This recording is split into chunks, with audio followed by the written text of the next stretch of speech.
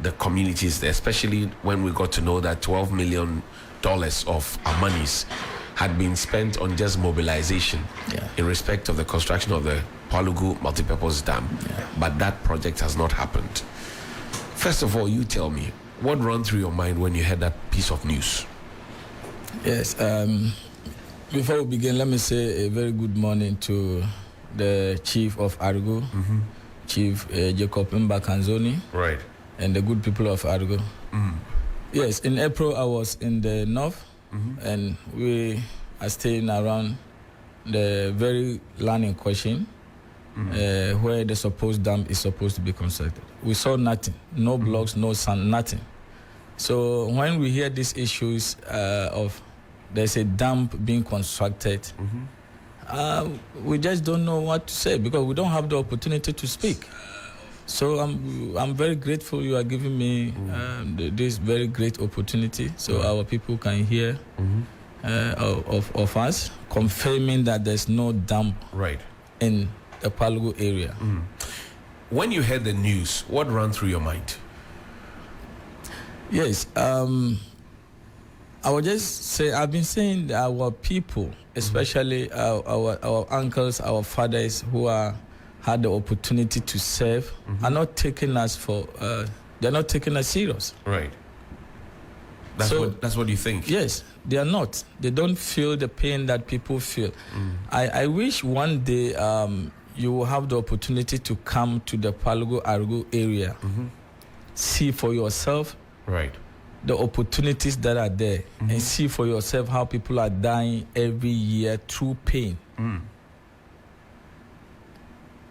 Every single year? Because it's very painful, John. Let me understand the kind of pain that you are trying to explain to me. You used to farm in Arigu, right? And then what made you leave? Tell me. Yes,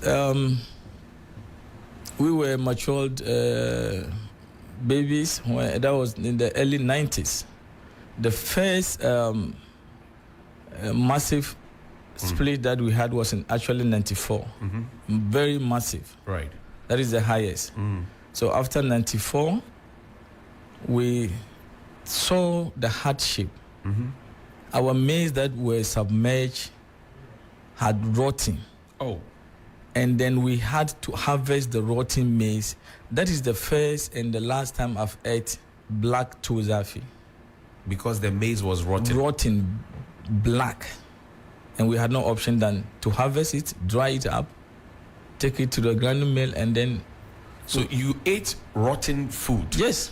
Because the water from the spillage had damaged your crops? A lot. This was in early 90s? 94. Yes.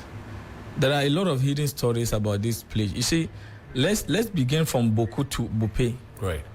Let's look at the number of farmers on that very river bands that we farm, and we are looking at about 1 million farmers.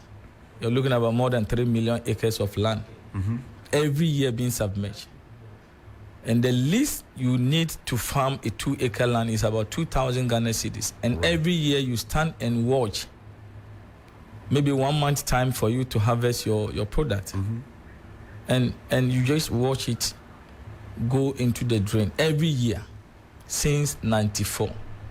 Every single year? Every single year. So you had gone through this. Yeah. Of course, I know you have gone to some school because you speak very well. Thank you. And you were a farmer. Yes. And every year you needed about 2,000 cedis, and then you go and farm, and then everything is zero, and then you go and farm and everything is zero. At some point, did you keep asking yourself whether or not anybody cared about you folks out there?